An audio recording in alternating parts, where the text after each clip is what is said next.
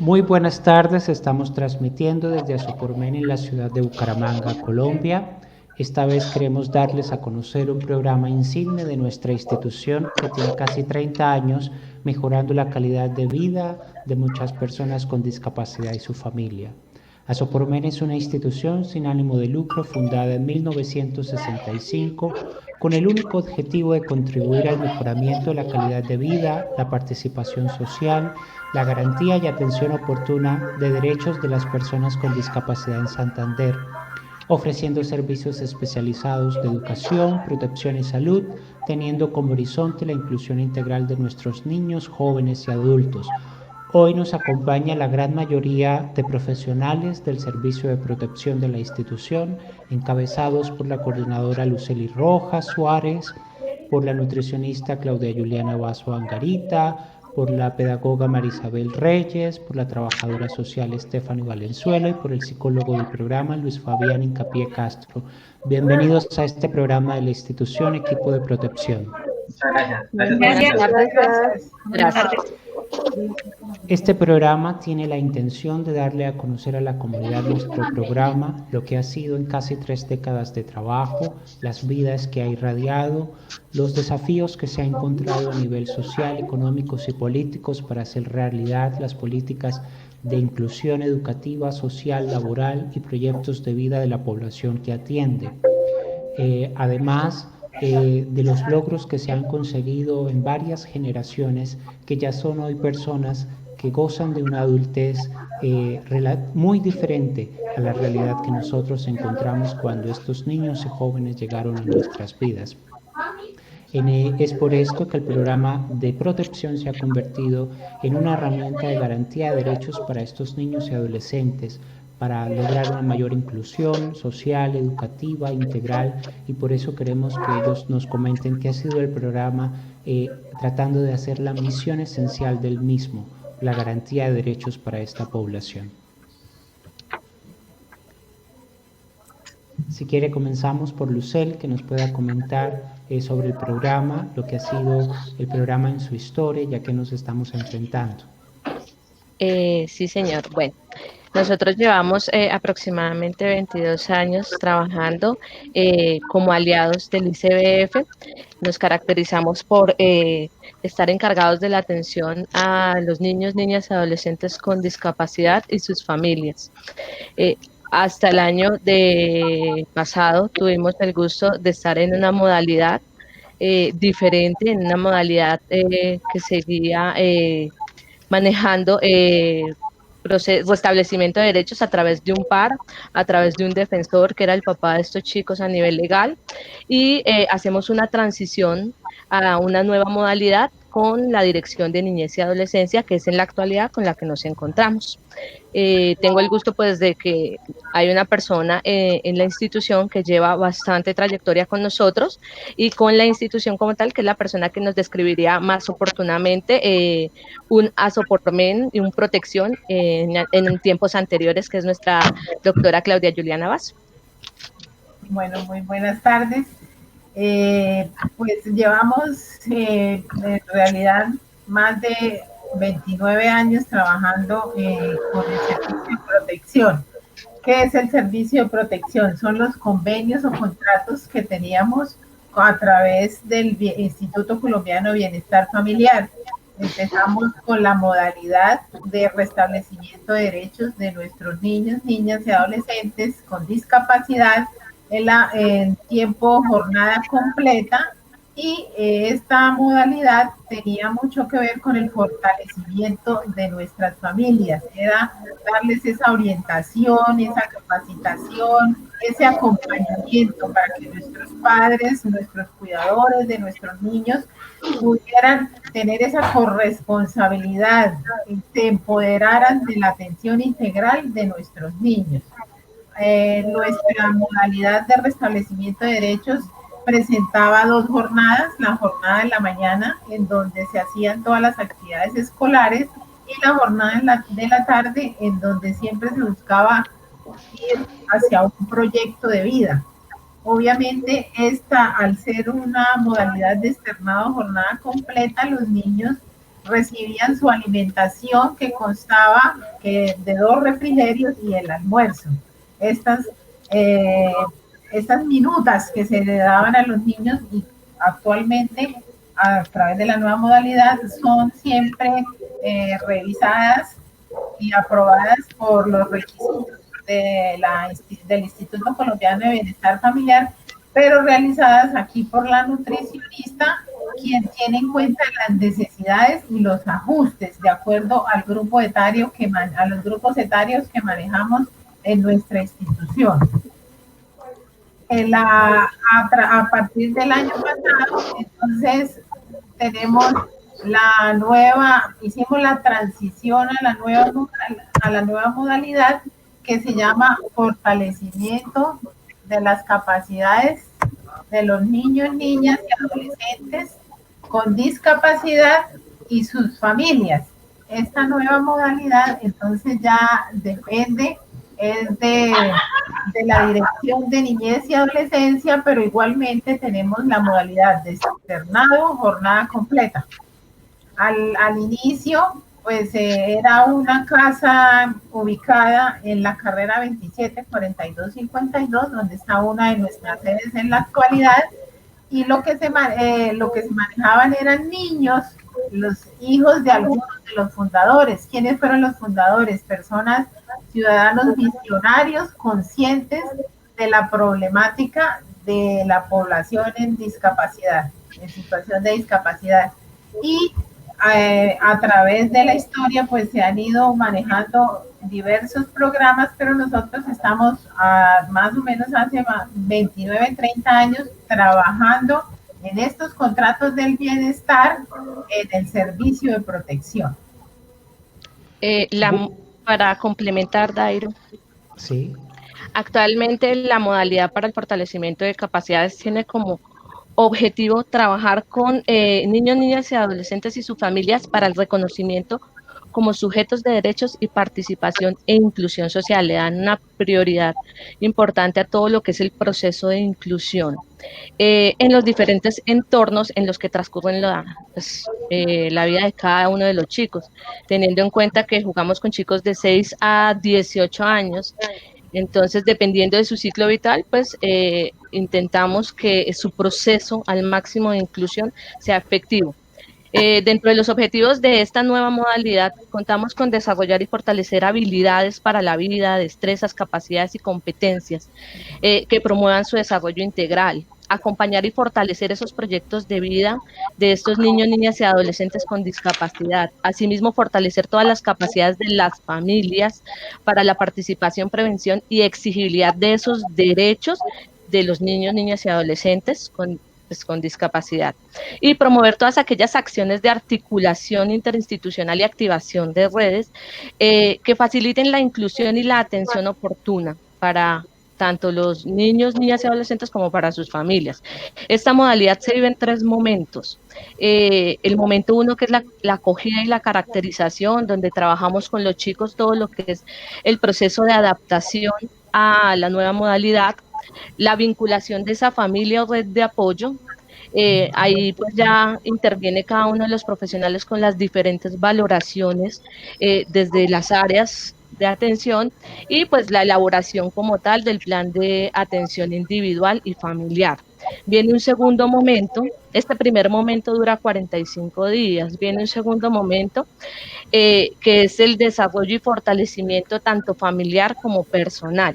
Sí, aquí ya viene la atención principal de cada una de las áreas y el plan de acción, seguir ese plan de acción que establecimos en este periodo inicial.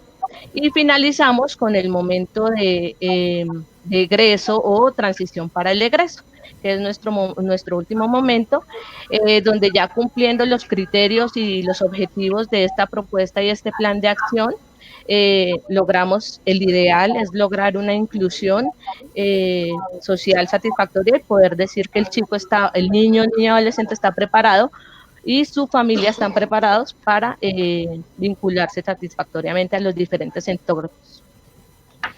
Una pregunta para todos, están invitados a participar, ya que los profesionales aquí presentes del servicio han estado en las dos modalidades que se han manejado a lo largo de estas casi 3 décadas. ¿Qué diferencias o qué características son propias de la población atendida con la modalidad anterior y qué características son propias de esta nueva modalidad? ¿Por qué fue necesario ese cambio? Sí, bueno, yo quisiera tomar la palabra partiendo de la base que son más las similitudes que las diferencias en cuanto a la población que atendemos, que atendíamos en la anterior modalidad y que atendemos ahora. Hablamos de niños, niñas y adolescentes con discapacidad intelectual y con una serie de circunstancias socioeconómicas, de vida, que generan, digamos, que demanden de estos espacios de apoyo y de estos espacios de formación. Pero sí hay algunas diferencias claves que hay que tener en cuenta para entender esta transición. Antes nos encontrábamos situados en la subdirección de protección, enmarcados en algo que se llama proceso administrativo de restablecimiento de derechos, que de manera muy resumida parte de la siguiente lógica. Los niños llegan con un derecho vulnerado, el defensor de familia determina una serie de acciones para restablecer ese derecho, y una vez que ese derecho vulnerado se restablece, digamos, egresa del programa. Esta nueva modalidad está ubicada dentro de la Dirección de Niñez y Adolescencia, ya no Dirección de Protección, sino de Niñez y Adolescencia. Y el foco de esta intervención ya no es restablecer derechos vulnerados, o sea, ya no es atender la vulneración, sino es prevenir la vulneración y promover los derechos. Entonces es una instancia de prevención y promoción. Antes era una instancia, digamos, reactiva, había una vulneración y actuábamos, ahora es una instancia propositiva. Antes de que esté la vulneración, nosotros estamos actuando y fortaleciendo las familias. El foco de atención de ahora, ¿cuál es? Lograr entonces toda esta promoción y prevención y toda esta articulación con las demás instituciones del sistema colombiano de bienestar familiar para garantizar que esos niños, niñas y adolescentes estén incluidos realmente de manera efectiva, de manera social, es real, como sujetos de derechos, como agentes transformadores de esta sociedad. Antes, al estar entonces, digamos, limitados por ese restablecimiento de derechos, pues estábamos supeditados a unos tiempos que establece la ley, a unos tiempos de oportunidad que la ley le da a la autoridad administrativa para realizar ese proceso de restablecimiento de derechos. Unos tiempos que desde el 2018 con la modificación del Código de Infancia y Adolescencia con la ley 1878, esos tiempos se reducen.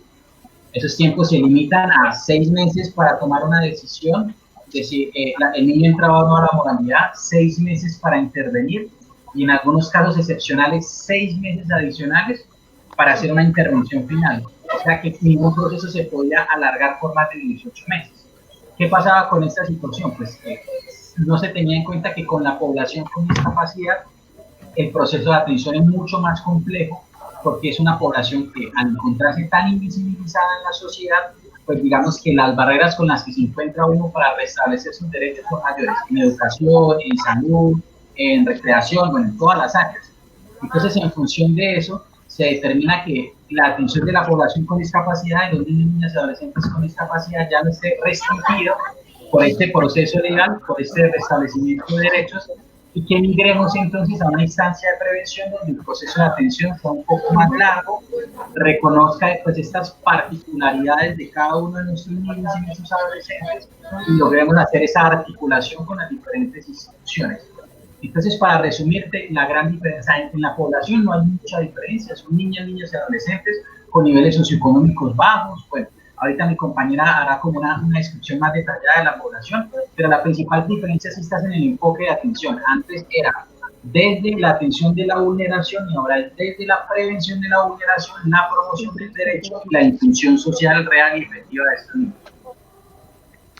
Y Stephanie, ¿qué tendría para aportarnos en ese punto sobre la población que atiende ahora el programa y que atendió en la modalidad anterior? Bueno, actualmente Asopormen tiene en convenio con ICBF 36 cupos y pues nuestras familias tienen características muy especiales que pues en parte son las que permiten su permanencia en el programa y nuestra intervención con ellos. Bueno, principalmente el tipo de familia que predomina en nuestros beneficiarios es la familia monoparental con jefatura femenina. Estas son las familias conocidas como madres cabeza de familia, que representan la mayoría de nuestra población. Esto es muy importante porque al ser este tipo, el principal tipo de familia que existe, son madres que tienen que cumplir el doble rol de cuidadoras y asimismo proveedoras de su hogar. En esta situación que estamos pasando de aislamiento preventivo obligatorio, pues son madres que además de que sus trabajos se han visto pausados porque la mayoría se trabaja como encargadas de oficios varios o alguna tarea que se pueda realizar a domicilio desde sus viviendas, tuvieron igual que finalizar esos trabajos porque deben cuidar a sus hijos todo el tiempo en casa. Entonces, pues debido a esto, su ingreso económico se afectó y pues igualmente algunas de sus dinámicas familiares. Asimismo, pues son familias que el 54% de nuestras familias viven en arriendo. Esto implica que una parte importante de su ingreso económico mensualmente va a ir destinada al canon de arriendo, que es lo que les permite mantener unas condiciones habitacionales para todo el sistema familiar óptimas, y más aún en este tiempo de aislamiento que todos debemos estar en casa. Asimismo, también es lo que les permite a ellas garantizar el acceso a los servicios básicos, agua, luz, gas, independiente de las formas en las que se presenten en sus viviendas. Algunas familias tienen gas propano, que incluso es más costoso, que es el gas de bombona. En algunas viviendas también hay sistema de luz, pero son cargadores, o sea, son recargables, entonces debe destinar un monto importante de dinero para poder hacer la recarga de luz eléctrica, y pues todo esto influye en la sostenibilidad que ellos tienen para pues garantizar esas necesidades básicas. Asimismo, también la vinculación laboral, pues actualmente solo el 17% de nuestra población tiene vinculación a economía formal. ¿Esto qué significa? Que tienen un ingreso mensual estable, que cuentan con prestaciones de ley y que su ingreso es un salario mínimo mensual legal. Solo el 17% de nuestra población tiene este beneficio. El 83% restante son las familias que están vinculadas a economía no formal, no cuentan con ningún tipo de prestación de ley, no cuentan con un ingreso mensual estable. Son familias que trabajaban en oficios como mototaxismo, vendedores ambulantes o realizando diversas tareas, pero de acuerdo a la demanda por ese servicio. Entonces, digamos que todo esto influye en la satisfacción de las necesidades básicas que puede realizar el sistema familiar para no solo nuestro beneficiario, sino el total de los miembros del sistema familiar, entendiendo que también la mayoría de nuestras familias tienen más hijos, no solo el usuario o el beneficiario que está con nosotros que tiene discapacidad, sino que tienen más adolescentes o más niños que pues también deben garantizar los derechos de ellos. Asimismo, pues la afiliación en salud. Actualmente tenemos el 49% de nuestros chicos está vinculado al régimen subsidiado y el 51% está vinculado al régimen contributivo. Esto ocurre porque pues en trámite y demás tenemos varios padres de familia que pues por medio de procesos legales y demás han tenido que aportar a esa misma garantía de derechos para sus hijos, entonces ellos se encuentran vinculados como beneficiarios suyos en el régimen contributivo. Los demás se encuentran en el régimen subsidiado a través del SISBEN. Esto pues igual hay varias familias también de hecho que se encuentran en el régimen subsidiado porque actualmente este régimen les da mayores garantías a la población con discapacidad. Al encontrarse en el régimen subsidiado, ellos no deben pagar copago, cuotas moderadoras, están exentos de todo este tipo de pagos sin la necesidad de tener que entablar alguna tutela o alguna acción legal, como sí pasa en el régimen contributivo. Adicionalmente, pues también cabe afirmar que desde mi experiencia puedo afirmar que el régimen subsidiado es más diligente en la atención de citas médicas con especialistas, en la gestión de medicamentos. Entonces, la atención que pueden brindar es más oportuna para nuestra población. Por eso gran parte de ella se encuentra en este régimen. A grandes rasgos, esas son las principales como características socioeconómicas de nuestras familias. Cabe mencionar también la tenencia de la vivienda, pues como ya les había dicho, en su mayoría es en arriendo y solo hay un 8% que cuenta con vivienda propia, pero toda la población que cuenta con vivienda propia es porque la ha recibido como beneficio de programas sociales, viviendas de interés social, o por ser de pronto víctimas del conflicto armado o incluso herencias familiares, pero cuando son herencias familiares, estas viviendas se comparten con más miembros de su familia extensa. Ahorita nos comentaba de que esta nueva modalidad del servicio es como una forma de promoción y prevención para evitar vivir un escenario de vulneración de derechos. La modalidad anterior era todos esos niños con derechos vulnerados que llegaban en una condición particular y que todos ustedes en su conjunto, desde sus áreas, intentaban cambiarle la vida, mejorarla, darle, digamos, más herramientas propias de autoestima, de autocuidado, de prevención y trabajar con las familias para que ese escenario de vulneración nunca se repitiera y que la familia no fuera un espacio de violencia o de amenaza para ese menor de edad, para ese niño, niña o adolescente. Para esas personas que no llegan a imaginarse, ahorita vamos a hablar qué hace cada uno desde su profesión y por qué las profesiones o las disciplinas de ustedes están involucradas. Pero para esas personas que no se imaginan qué hay detrás de la palabra servicio de protección, programa de protección, en convenio con el Instituto Colombiano de Bienestar Familiar, ¿qué podríamos contarles de posibles experiencias de cuánto y a qué nivel y qué profundidad se llegan a vulnerar derechos de los niños en Colombia y sobre todo de aquellos con discapacidad en el país? Sí, claro. Pues bueno, anteriormente, ya pues como nos explicaba mi compañero Fabián, pues era un proceso legal. ¿Qué pasaba? Antes, cuando nos llegaba un beneficiario, venía con una orden de ingreso y era porque se había presentado una situación de vulneración. Ahora ya no tenemos esa orden de ingreso como tal o esa situación de vulneración. Ahora lo que debemos hacer es prevenir que ocurra esa vulneración y esto se hace mediante el fortalecimiento de capacidades de las familias como entes corresponsables en la garantía del derecho de sus hijos. Entonces, el trabajo que se realiza ahora no está su énfasis solo en lo individual, en el chico como tal, sino es un trabajo que abarca el sistema familiar y es un fortalecimiento de capacidades en general.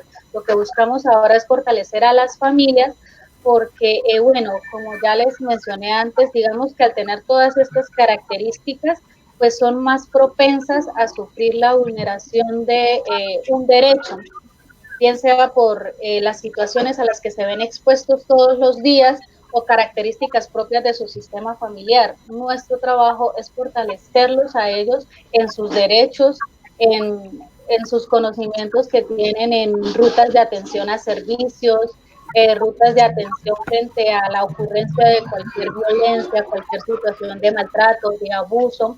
Entonces, nuestro trabajo es fortalecer esas capacidades que están ahí y que deben mantenerse en aumento para velar por la garantía y el bienestar de ese beneficiario. Que igual, como ya lo he mencionado, la idea no es impactar la vida solo de ese chico o chica que está con nosotros unas horas al día, sino de todo el sistema familiar. Lo que nosotros buscamos es darle herramientas a esa familia porque somos una institución de apoyo y somos una institución de paso, por así decirlo. Tenemos unos tiempos en que la población está con nosotros, entonces lo que nosotros debemos hacer es fortalecer a esa familia para que cuando ella deba enfrentarse a la realidad y a la vida con el chico, a la intervención, a las gestiones que deba realizar para velar por el derecho de su hijo, sepa cómo hacerlo y tenga las herramientas para ello. Pudiéramos hablar de ese tipo de abusos o violaciones, es decir, el que un niño o joven con discapacidad llegara a encontrarlo a estas alturas en el siglo XXI sin acceso a educación, sin una alimentación adecuada, con abusos físicos, abusos sexuales, una persona expuesta a escenarios de drogadicción, ¿qué se encuentra uno dentro de un programa de estos en compañía con el gobierno nacional, en un programa estatal para poder enfrentar cosas que la gente quizás en la comodidad de sus vidas no creen que se presentan y que vive la niñez colombiana, o por lo menos en la primera década de sus vidas? Sí, yo quisiera tomar nuevamente la vocería. Bueno, cuando hablamos de la vulneración, de las situaciones de vulneración que viven estos niños, estas niñas, estos adolescentes, digamos que gran parte de esas situaciones de vulneración se derivan de una, que es el imaginario que la sociedad tiene en torno a la discapacidad. Porque es que la manera en la que nos representamos la discapacidad y la manera en la que entendemos la discapacidad nos lleva a subestimar tanto la valía que esta niña, que este adolescente tiene como ser humano, su dignidad inherente a su condición humana, pero adicionalmente las necesidades que en las diferentes áreas de su vida, pues como cualquier otro ser humano, presenta. Entonces, esta subestimación de su valor como ser humano, de sus capacidades, de sus potencialidades, pues lleva, por ejemplo, a que en el entorno educativo, por ejemplo, se le excluya, se le discrimine, se le impida su participación real, partiendo de la base que como tiene discapacidad, su proceso de aprendizaje simplemente no se va a dar. En el entorno familiar, esa misma subestimación, digamos, de su valor puede llevarlo entonces a que se le atienda, se le trate desde una pauta de sobreprotección en la que no se le permita aprender nada, no se le permita participar de ninguna actividad de la vida diaria porque por su condición de discapacidad no puede hacerlo, y eso a la larga dificulta el desarrollo de sus potencialidades, de su independencia, ¿sí? O incluso se puede, desde este mismo imaginario de la discapacidad, se le puede castigar físicamente, se le puede castigar verbalmente. Generalmente el castigo verbal es muy común. Se asume que como tiene discapacidad, pues él no entiende, él no le afecta, no le genera ninguna mella, ningún impacto psicológico lo que se le está diciendo. Asimismo, su situación de discapacidad en algunos casos genera que de pronto la formación que ellos reciben a nivel sexual, su educación sexual afectiva esté también subestimada, porque desde este mismo imaginario de discapacidad se asume que ellos no tienen sexualidad, ¿sí? O tienen la sexualidad de un niño, o está el otro extremo que es increíblemente absurdo también, y es que tienen una sexualidad exacerbada, ¿sí? Y entonces desde esta percepción distorsionada de la discapacidad, pues pasa que la formación que ellos reciben sobre educación sexual sea muy baja, lo cual incrementa altísimo los riesgos de un abuso sexual, los riesgos del ejercicio de una sexualidad que no es saludable, el ejercicio de una sexualidad que está claramente señalada. Asimismo, bueno, el castigo físico suele ser otro flagelo o otra vulneración que es común exactamente por lo mismo, porque se asume que por tener discapacidad no se puede hablar con ellos, no se pueden establecer acuerdos verbales, y el castigo físico es la única manera de ejercer una autoridad sobre ellos.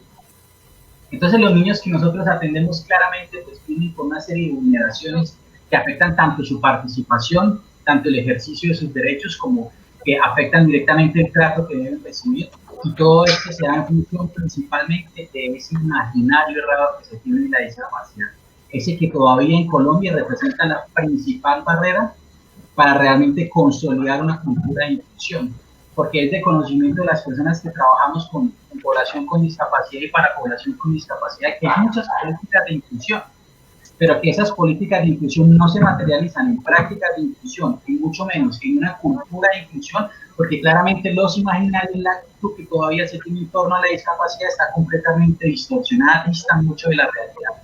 Entonces, en base a eso, pues las vulneraciones que ellos reciben son todas aquellas que te acabo de mencionar. El programa de protección en Asopormen ha sido característico porque reúne a muchísimos profesionales para la atención de estos niños.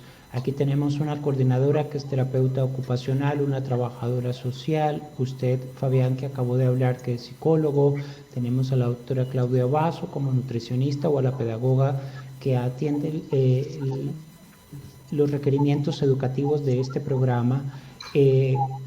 pero también han existido, o a la par hay talleristas, personas que se dedican a la parte artística, a fortalecer el espíritu de estos niños y jóvenes para crecer con mayores ideales, capacidades, para que tengan un autorreconocimiento de habilidades histriónicas, culturales, de socialización entre ellos mismos y sus entornos. Pero yo sí quisiera, ya que los tengo a ustedes 5, esto, o que uno diga el desafío es enorme, o con este niño, con este joven, yo he tenido que trabajar esto más que con otros jóvenes o con otros niños. Siempre hay un desafío con un niño porque viene de un entorno enormes y profundos. En algunos apenas son meses en que están sucediendo estas situaciones adversas y negativas, pero en otros son niños que han vivido años y años desde su nacimiento en estas situaciones de adversidad. Entonces, por ejemplo, en el caso pedagoga María Isabel, que se ha enfrentado para poder mirar a estos niños y decir, mi desafío y el desafío de todo el grupo profesional docente adscrito a este programa, deberíamos hacer para este grupo de niños o específicamente para este niño o este adolescente? Pues a ver, Dairo, nosotros somos un equipo donde tenemos varias docentes, tenemos el apoyo de la terapeuta ocupacional, donde hacemos un proceso en equipo interdisciplinario como mediadora de diferentes áreas para llevar a cabo la adecuada intervención con los niños, niñas y jóvenes, para que así logren participar y buscar estrategias para el trabajo con cada uno de los chicos. En el caso de Claudia, la doctora Claudia Basso, en la parte nutricional, hay cosas que son de asombro, de que en las visitas o en el recibimiento de un niño que va a ingresar al programa uno dice cómo ha sucedido, cómo ha llegado vivo hasta esta circunstancia, o porque nadie en su entorno, gente que es adulta, no ha percibido de que esto que están sucediendo y están haciendo en temas nutricionales está completamente errado para su edad y para lo que necesita de acuerdo de pronto a su discapacidad o a otras enfermedades que acompañan a estos niños o a la población que ha sido casi siempre objeto de trabajo de este programa. Aquí entonces es donde encontramos y donde realizamos una gran labor con los padres de familia, porque vienen los malos hábitos, las creencias que ellos tienen y las pasan a sus hijos. Lo que siempre se les enseña, lo que siempre está uno pendiente de decirles, no hay que anteponer lo que nosotros sabemos o lo que nosotros nos gusta a lo que vamos a hacer con nuestros hijos. Entonces ahí es de vital importancia la parte de orientación, de asesoría, de educación alimentaria hacia los padres, porque ya cambiando esa visión en ellos, podemos hacer que en los niños esa parte que ellos están haciendo erradamente vaya a cambiar. De ahí la importancia de que los niños permanezcan un gran tiempo en la institución, en el externado jornada completa, reciban los 2 refrigerios y el almuerzo, y se hagan también actividades con ellos en donde ellos reconozcan, aprendan a su manera, desarrollamos esas habilidades, esas destrezas para que ellos sepan diferenciar qué era lo que estaban haciendo errado y qué es lo que deben hacer ahora adecuadamente y multiplicarlo en sus familias. Son niños súper entendidos, muy inteligentes, muy vivos, con muchas destrezas, que a veces quedamos asombrados porque hacen mucho de multiplicadores en su familia, pero como complemento de eso es de vital importancia esas asesorías y la educación alimentaria que realizamos con los padres. Dairo. Señora. ¿Sí? De ahí la importancia del equipo, de cada uno de los integrantes del equipo. Realmente en una rutina son múltiples los desafíos en esa rutina, porque debes hacer una lectura súper importante de ese chico. No todos los días amanecemos de la misma forma, no todos los días se nos va a presentar la misma situación. Hoy amanecí con desayuno, puede ser que mañana no, puede ser que me acosté sin comer, dependiendo de la situación que vivo día a día. Factores tan sencillos como estos afectan el cumplimiento de esa rutina de cada uno de esos chicos. Entonces, resulta que hoy encontramos un niño con muy buena atención, con muy buena disposición, pero al día siguiente este mismo chico que estaba súper dispuesto el día anterior no nos responde y está en una irritabilidad y en una negación y no quiero. Entonces ahí es donde viene la lectura adecuada de ese ser humano y cómo cada profesional interviene dependiendo de la situación que pueda estar llegando a afectar su contexto. Entonces, pienso yo que por eso es tan importante que cada uno, la labor que hace cada uno de los profesionales dentro del servicio de protección. El trabajo que ustedes hacen no es simplemente en la sede de trabajo. La gran mayoría de ustedes salen a campo de trabajo y empiezan a reconocer el entorno del cual ese niño nos procede. No podemos nosotros atenderlo y suponer un montón de cosas desde intramurales en nuestra institución sin haber ido a la raíz del asunto, el entorno, de dónde vienen, sus parientes más cercanos y el comportamiento de ellos hacia el niño, niña o joven que nosotros atendemos. En el caso de la importancia del trabajo social, dentro de este programa hay una serie de situaciones que uno ve que son la realidad social de este país que viven millones y millones de personas y la gente cree que eso no marca el futuro y el devenir de los niños del país. Muchas veces el futuro de una persona depende del origen del mismo de la persona y si no hay instituciones profesionales, mentores que irrumpan en esos procesos y círculos sociales repetitivos para que permitan brindarle un panorama diferente y un escenario de posibilidades a los mismos niños y jóvenes de que otra realidad es posible y que se tiene que poner la semillita del cambio en ellos y en sus familias. ¿Qué se podría ver desde el trabajo social que se hace desde el programa? Bueno, en este campo, pues inicialmente cada vez que nos llega una familia, un nuevo beneficiario, pues la visita domiciliaria inicial que se hace es parte fundamental del trabajo porque como pues ya usted nos decía, Dairo, en esa visita es que se hace la primera identificación de todo lo que son factores de riesgo y factores protectores. Entonces, estos factores o esta identificación es la guía del trabajo que realizamos. Todos los factores de riesgo que se identifican son las acciones que debemos disminuir y todos los factores protectores que encontramos son esas habilidades y esas capacidades que debemos fortalecer en las familias. Esta identificación previa es muy importante porque nos marca el trabajo que vamos a desarrollar de ahí en más, tanto con el sistema familiar como con el beneficiario que tenemos a cargo. Entonces es muy importante porque nos permite tener como esa mirada panorámica del entorno en el que estamos entrando, del que vamos a empezar a ser parte de alguna u otra forma y del que nos da la pauta para definir la forma en la que vamos a trabajar y qué es lo que debemos hacer.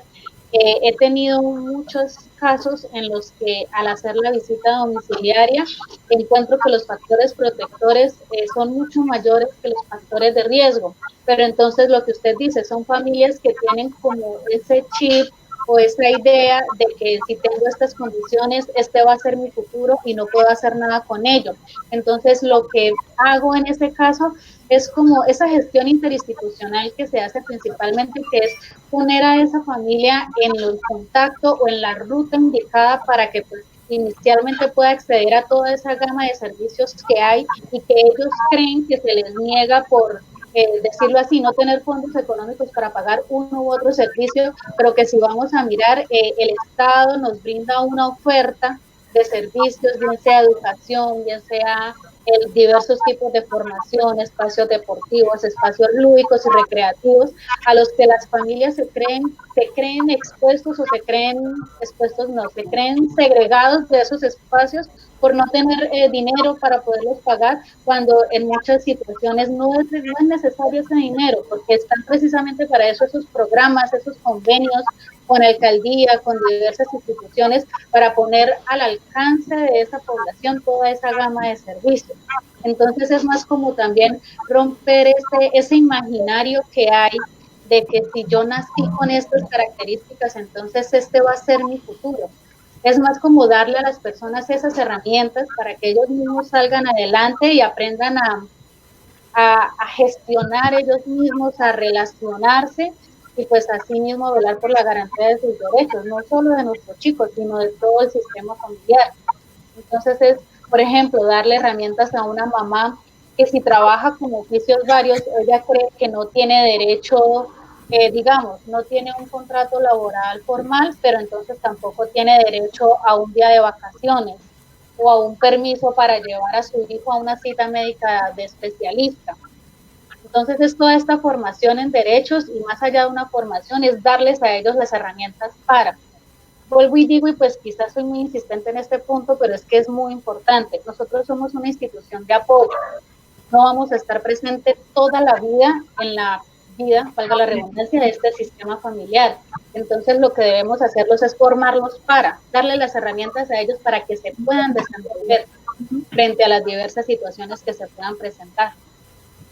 Esas son muchas de las actividades que ustedes hacen en el trabajo sincronizado, que muchas veces no se ve y que toma tiempo en verse en resultados, en que esos padres de familia, hermanos y familia extensa empiecen a adquirir como el conocimiento de que existen posibilidades, derechos, oportunidades, de que hay herramientas sociales que vienen desde el Estado, a través de los entes territoriales donde les permiten acceder a espacios de esparcimiento social, recreación, a capacitaciones y a mejorar de pronto las habilidades que estos padres tienen para mejorar en un futuro cercano el ingreso familiar y así mejorar la calidad de vida dentro del seno de la familia.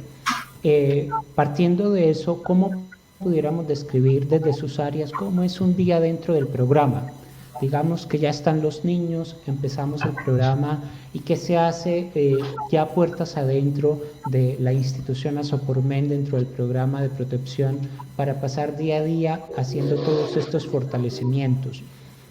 Eso en primera medida. También los invito a comentarnos. Vivimos en un momento de pandemia y eso irrumpió mucho de los procesos que ustedes adelantaban, de la creatividad por la cual se reconocía este programa entre otras instituciones, de que los chicos de Asopormen, los niños, niñas y adolescentes de Asopormen, los más pilos, los que están siempre a la vanguardia, los que están culturalmente más desarrollados porque están en festivales, bailes, cine, cultura, y así son los profesionales alternos a ustedes que hacen parte del programa. Ese antes y ese después, un día a día del programa, y qué tuvieron que hacer ustedes para asumir el paso que les marcó una pandemia y no dejar que estos procesos se interrumpieran dentro de las familias y estos niños y adolescentes. Bueno, Dairo, ha sido una tarea muy, pero muy significativa, el antes y el después, el mantener ahora toda esa atención y todo ese servicio de una muy buena calidad. Realmente ha sido maravilloso porque es una experiencia que nos ha dejado a cada uno de los integrantes del equipo grandes aprendizajes. ¿Cómo era una rutina antes? Los chicos ingresaban al instituto a las 8 de la mañana. Desde el ingreso siempre se ha trabajado desde la vinculación afectiva, el saludo, el hacer la lectura inicial de cómo llegó este chico, quién llega de pronto triste, quién llega demasiado feliz, quién llegó. Siempre se hace una lectura inicial de parte de las docentes, las formadoras que están acompañándonos ahí, el equipo de practicantes. Ellas hacen una lectura de los chicos inicial, pasan a un salón a hacer la revisión inicial, donde miramos cómo están, nos aseguramos de toda si de pronto el chico viene golpeado, si tiene alguna lesión en su piel, siempre a través de la consulta a ellos directamente, nunca ir a transgredir su espacio personal. Siempre ellos son los que nos informan a través del ejercicio, la práctica que tienen las profes para llevar a cabo esa tarea. Y posterior a ello ya inician su proceso como tal de actividades. Después de ello, las actividades van centradas de acuerdo a un diario vivir específico, una planeación que tienen previa las docentes, semanalmente, y de acuerdo a esos objetivos puntuales. Siempre nos damos cuenta que trabajamos desde el enfoque diferencial. Cada niño tiene sus intereses, sus gustos y sus necesidades, ¿sí? No es un conjunto, es una necesidad individual, pero nos basamos en el diseño universal del aprendizaje, como un desarrollo, una planeación de actividades nos pueden llevar a suplir cada necesidad y cada interés, cada gusto. Es una labor muy grande que hacen las docentes. Por eso, pues, me gustaría que nuestra docente y pedagoga nos explicara, pues, más a fondo cómo es la práctica como tal pedagógica de estas actividades. Bueno, nosotros nos manejamos una agenda en la cual pues nos comunicamos con cada uno de los padres de familia, y ahí ellos nos envían pues todo lo referente a los chicos, a lo que pasa con los chicos en casa. También se trabaja con ellos la parte de la parte de independencia, junto con la terapeuta ocupacional. ¿Me escuchan? Sí, perfecto. Las cuales trabajamos en compañía con ellas, la parte de habilidades de autocuidado, las habilidades de la vida diaria. En la parte de pedagogía fortalecemos cada una de en las áreas, diferentes áreas, como español, matemáticas, a que ellos conozcan el reloj, a que ellos conozcan en el día que estamos, que es importante para ellos. Tener claro qué día es hoy, qué hora es, todo eso. Y en la tarde pues hacemos talleres con diferentes personas, tanto de psicología como trabajo social, como nutrición, la parte de salud, actividades artísticas, también trabajamos con ellos diferentes actividades artísticas. Siempre basamos los proyectos de vida en busca de la independencia, de la funcionalidad. Tenemos una variedad debido a las edades. Trabajamos con chicos de 6 a 18 años por tal. Las actividades deben ser muy variadas, sus necesidades son muy variadas, pero siempre nos enfocamos al máximo incremento de sus niveles de independencia y funcionalidad. En cuanto a la participación, hay algo que se nos ha afectado muchísimo, y es la participación de ellos en los diferentes entornos. Si bien sabemos que por diferentes situaciones sus padres no pueden acceder de pronto a actividades como ir a un centro recreacional, a un centro deportivo, a un cine, a explorar muchos centros de cultura, ofrecemos esa oportunidad para que ellos fortalezcan todas esas actividades instrumentales y habilidades para la vida, que a futuro las van a necesitar cuando se logre esa inclusión social que tanto buscamos. Entonces, una rutina con ellos favorece muchísimas habilidades, muchísimas capacidades, y en búsqueda de ¿qué? De esa participación satisfactoria. No sé si alguien... Yo quería agregar una cosita, y es, bueno, digamos que se ha hecho una descripción muy precisa de ese diario de vivir. El área de psicología pues interviene en todo lo que es el acompañamiento, el seguimiento que continuamente se hace al estado mental de los niños, a su patrón comportamental, y también el trabajo que se hace con las familias pues, en el fortalecimiento de las pautas de crianza, en el fortalecimiento también de esos imaginarios frente a la discapacidad, en prevención de riesgos, ¿sí? En el apoyo que se hace con el equipo de docentes. Gran parte del equipo de protección pues, no está muy presente, pero en nuestro servicio tenemos la fortuna de que integra muchos profesionales, a mucho personal. Entonces es una atención realmente interdisciplinaria, y dentro de esa atención pues buscamos llevar a cabo un trabajo conjunto. Solamente hay una cosita que quería agregar, y es el trabajo que adelantamos en posibilitar que los niños participen de esos distintos escenarios que tiene la ciudad, y que en la medida que ellos participen de esos escenarios se hagan conscientes de esa sociedad, de esa ciudad en la que ellos viven, de esa ciudad que los rodea, y que puedan entonces estar en estos espacios. Entonces hemos promovido actividades y ejercicios para que ellos hagan uso del transporte público, para que ellos hagan uso de las canchas, para que ellos hagan uso de los sitios de recreación, para que vayan a cine, a comer un helado. Y en todo eso radica también todo este proceso de inclusión que nosotros adelantamos con ellos. Sientan que hacen uso de la sociedad y que participan de todos estos espacios, de todas esas actividades que de su cotidianidad de pronto familiar a veces se dificulta por la situación de vulneración económica que viven ellos y que viven sus familias.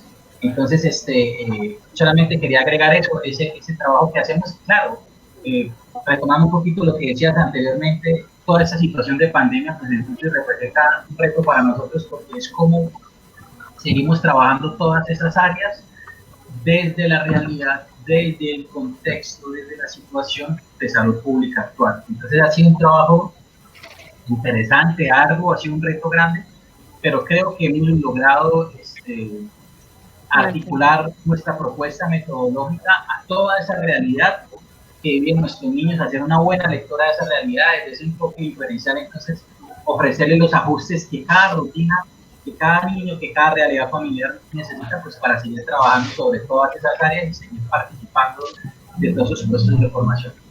Gracias. Estábamos hablando de que se atiende a una población de edad de los 6 años hasta los 18 años. Imaginémonos el caso de un adolescente que llega a nuestro programa a los 14, 15 años y que se esperaría que durara al menos el tiempo necesario hasta cumplir su mayoría de edad. El mito es en el mundo que uno un día es un niño y al otro día es un adulto porque lo marca una fecha. Pero la realidad es diferente. Son unos procesos y en cada persona son distintos. ¿Qué se debería esperar de estos programas? ¿Qué respuesta gubernamental, pública o privada debería existir, o social, un reto de toda la sociedad en general, del entorno de ese niño, niña o joven, para poder acogerlo de forma diferente, positiva, agradable, donde sienta que cuenta, que suma, que es un actor importante en su familia, que tiene amigos, que ya se logró algún nivel de proceso de inclusión y de desarrollo de proyecto de vida? ¿Qué debería haber después de los 18 años? ¿O qué debería hacer un padre de familia que por circunstancias muy propias tiene que renunciar al programa, irse del mismo e interrumpir el proceso de su hijo o de su hija? ¿Qué debería buscar a donde llegue? ¿Qué pasaría en ese? ¿Qué se debería hacer? Bueno, yo quisiera, si es posible, tomar la vocella para dar una pequeña parte de la respuesta. Es una pregunta bastante amplia y digamos, debo partir justamente de esa pequeña reflexión que hace en torno a las etapas del desarrollo evolutivo del ser humano, ¿sí? Y entender que ese desarrollo evolutivo no es lineal y que implica que haya una transición entre las etapas. Incluso hay culturas, hay sociedades en las que, por ejemplo, no existe la adolescencia. Los niños pasan de la niñez a la adultez. Entonces, esas etapas también obedecen a un proceso de construcción social. Claramente nuestros niños, nuestros adolescentes y nuestros jóvenes, cuando alcanzan su mayoría de edad, todavía requieren un proceso de atención y todavía requieren de una serie de apoyos y adicionalmente requieren de unos espacios donde ellos puedan continuar su formación. Y el principal reto, desde mi humilde opinión, no es otro que lograr esa articulación entre ese Sistema Nacional de Bienestar Familiar, que no es otra cosa que todas las instituciones que trabajan para el bienestar de los niños, las niñas y los adolescentes, y articular todas esas instituciones que hablamos de educación, hablamos de salud, hablamos de recreación, hablamos de deporte, articularlas con todas las propuestas de atención que de los entes departamentales, de los entes municipales, pues, se ofrecen para dar una continuidad al proceso de atención, pues, de esta población. ¿Qué sería lo ideal? Pues lo ideal sería que al cumplir la mayoría de edad, ellos, dependiendo de sus gustos, de sus intereses, dependiendo de sus potencialidades, pues pudiesen ser direccionados hacia procesos de formación complementaria. Un ejemplo, el adolescente con discapacidad que cumplía su mayoría de edad le gusta y es muy bueno para el deporte, para el baloncesto, por ejemplo, pues que continuara su formación deportiva orientada, ¿por qué no?, a llevar a cabo una carrera profesional. Que el joven, el adolescente que cumplía su mayoría es bueno para las manualidades, es bueno para un trabajo específico, pues continuar la formación prelaboral y laboral orientada hacia eso, que es bueno para, digamos, a pesar de su discapacidad, digamos, ha tenido un desempeño académico que le permite pues, validar su primaria, validar su bachillerato, pues entonces orientarlo hacia esa formación académica para esa población orientada que pudiese lograr esa validación. Entonces el principal reto acá es articular las diferentes instituciones que conforman ese sistema colombiano de bienestar familiar. Esos entes departamentales, esos entes municipales que a veces, decirlo, resultan ausentes, resulta precaria, digamos, la propuesta de atención para nuestra población, ¿sí? Esas políticas de atención pues son insuficientes. Entonces el principal reto es, claro, llevamos nosotros un trabajo, hemos logrado unos resultados, unos avances, porque se cumple la mayoría de edad, pues digamos que la modalidad no nos permite cobijarlos, pero ¿cómo damos continuidad? ¿Cómo se debe dar continuidad al proceso de atención? Indudablemente la respuesta se hace en la articulación del Sistema Nacional de Bienestar Familiar, y en la medida que, digamos, se va generando con esas instancias de ese Sistema Nacional, se va visibilizando el problema, y es la falta de atención para nuestra población, la falta de políticas, la falta de acciones. Pues pienso yo que en base a la norma y en base a las políticas que ya hay de inclusión se deben movilizar cambios, pero también depende mucho de la veeduría ciudadana, también depende mucho del control que el ciudadano haga con respecto a lo que se supone que se les debe dar por derecho a la población con discapacidad y los que están recibiendo de estas instancias que se supone que tienen que actuar para ellos. Entonces, claramente el principal reto pues es lograr esa articulación real, esa visibilización de toda la necesidad de atención de la población, y ese trabajo pues mancomunado entre sociedad, entre Estado, entre familias, para lograr, digamos, una formación continua y una formación en base a toda esa singularidad que tiene cada una de las cosas. Sería un ideal, por ejemplo, que existiera una ley de cuotas para las personas con discapacidad, que existieran ciertos trabajos y posiciones en la parte operaria, al menos de las empresas, donde a sabiendas de la preparación base de estos jóvenes pudieran tener acceso a una oportunidad laboral que les permita iniciar un proceso de vida mucho más completo e independiente. Sería ideal que sabiendo de estos programas por tantas décadas de funcionamiento con buenos resultados visibles, palpables, que estos jóvenes tuvieran algún tipo de modalidad de estudio técnico dentro del SENA, por ejemplo, que les permitiera seguir ocupados, tener un entretenimiento integral académico, donde al final del proceso fueran más independientes, fueran personas más productivas, personas que se sintieran más a gusto consigo mismos, porque cuentan, porque conocen de su valía, de su proceso, y que pueden generar vidas propias, aportar a sus familias y de pronto devolver en sus familias aquello que han recibido. ¿Qué debería mejorarse entonces, aparte de la respuesta integral del trabajo mancomunado?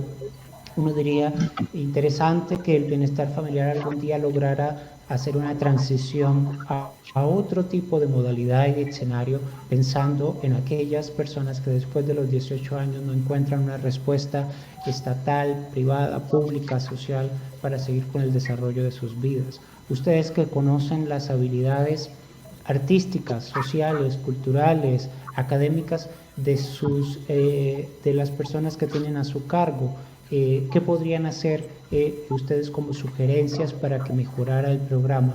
Aparte de todos los convenios que cada institución, por ejemplo, en Asopormen le toca por sí misma ir a tocar puertas para crear convenios de que nos permitan llevar a este grupo social a que esté inmerso en otros grupos sociales de los cuales siempre han sido excluidos. ¿Cuáles serían esas sugerencias de cambio hacia el futuro? Yo podría decir algo, ¿sí? Claro. Luego complementan ustedes. Pues es un reto bastante grande,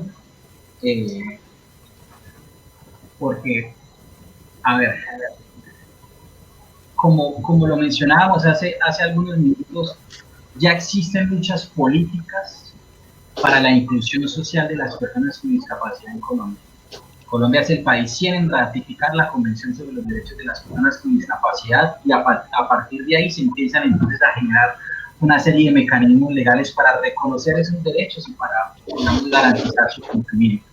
Por ejemplo, en el tema de inclusión laboral, el Ministerio de Trabajo ha generado muchos decretos que lo que buscan o lo que generan no es otra cosa sino brindar como unos alivios tributarios a las empresas que vinculen a personal con discapacidad.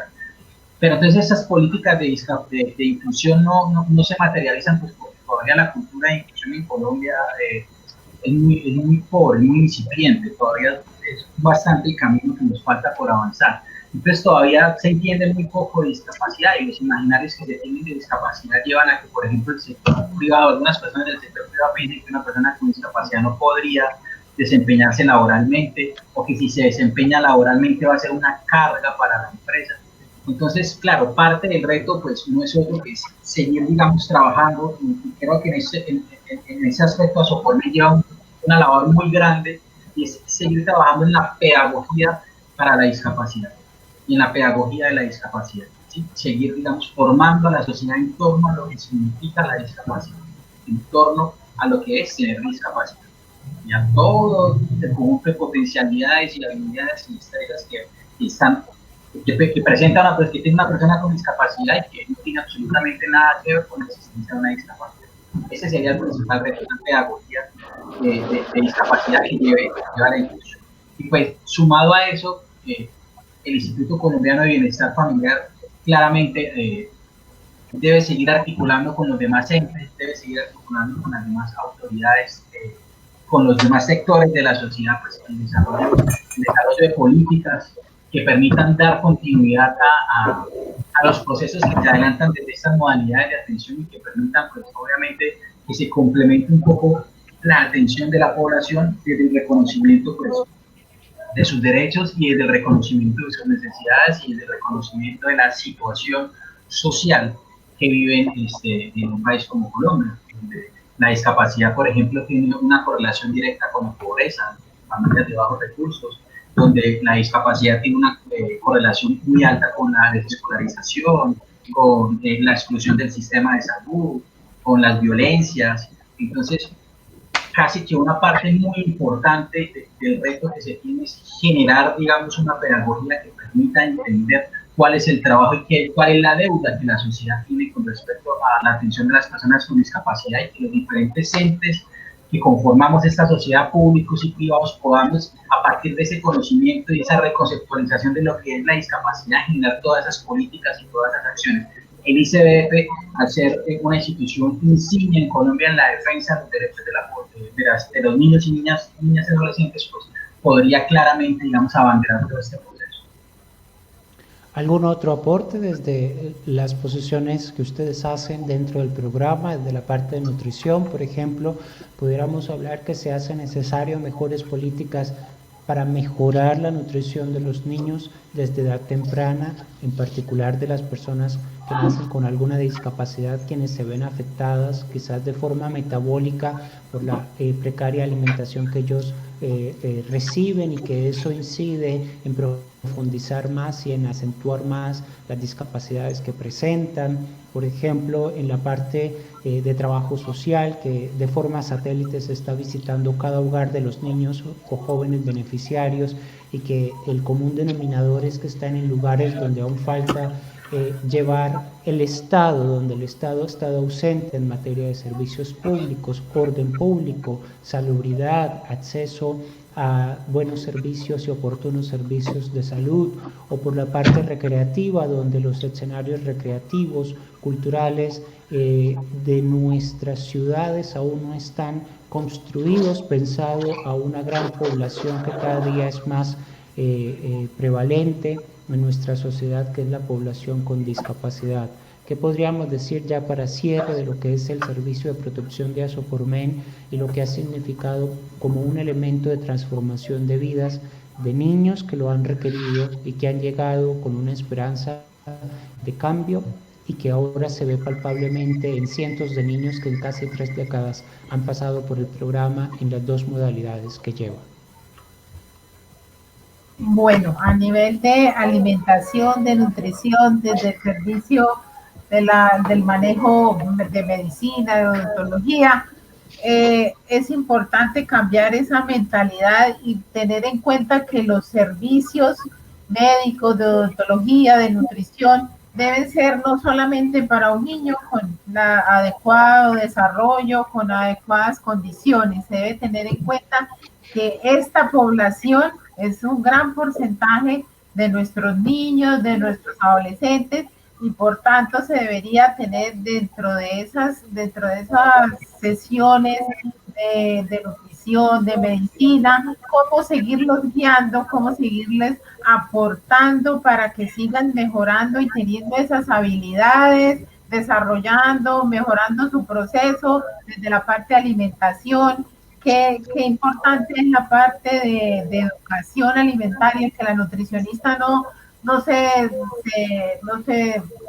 solamente pesar y tallar el niño y está en bajo peso o está en sobrepeso, dele más carne, más pollo, más pescado, cuando eso es lo que tenemos que saber manejar, cuando eso es lo que nosotros tenemos que hablar con sus padres, con sus cuidadores, explicarles por qué lo podemos variar, darles como ese camino a seguir y saber que pueden contar con esos controles, con esos seguimientos desde cualquier área de salud para que el desarrollo de ese niño sea el adecuado y no se presenten estancamientos a lo largo de su proceso.